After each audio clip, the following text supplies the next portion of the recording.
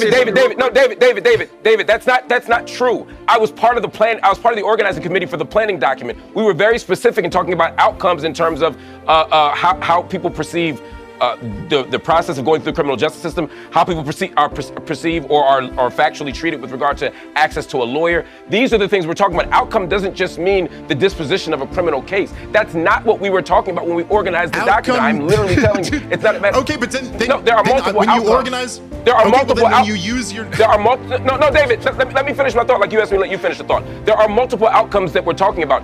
You're taking one specific idea of outcome and making that a straw man. I'm telling you that the thing you're talking about, I agree with you. No one should get a different outcome in terms of criminal prosecution or arrest based on whether they're black or not.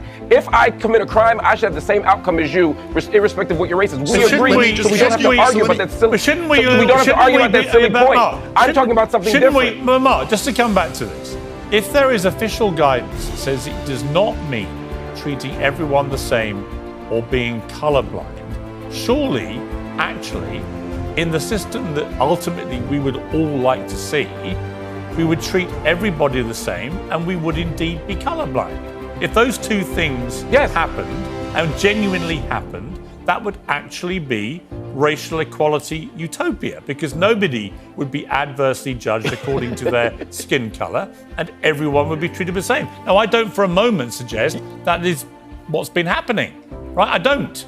Of course.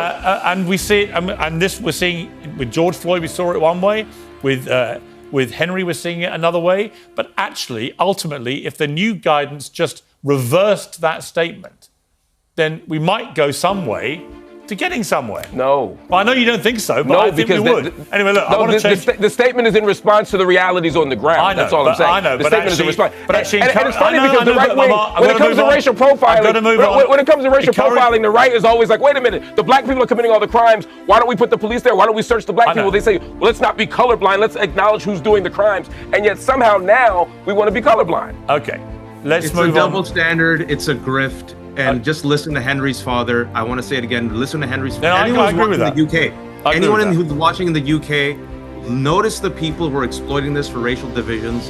And then look what happened 2 years ago. Did it make your life better when there were riots? Okay, I want to quickly. Did it help your quality of life? We should play back to what you two guys were saying during the summer of 2020. Can anyone on the internet find like a best of compilation of what you guys said in the wake of George Floyd? And I want people to play back what Dave just said, who's against egalitarian, and Michael, who's in favor and defending Tommy Robinson. Let's play it now. I want to very quickly. Egalitarianism. Okay, I want to very quickly move on to Trump calling Benjamin Netanyahu fucking crazy, because I think we can't.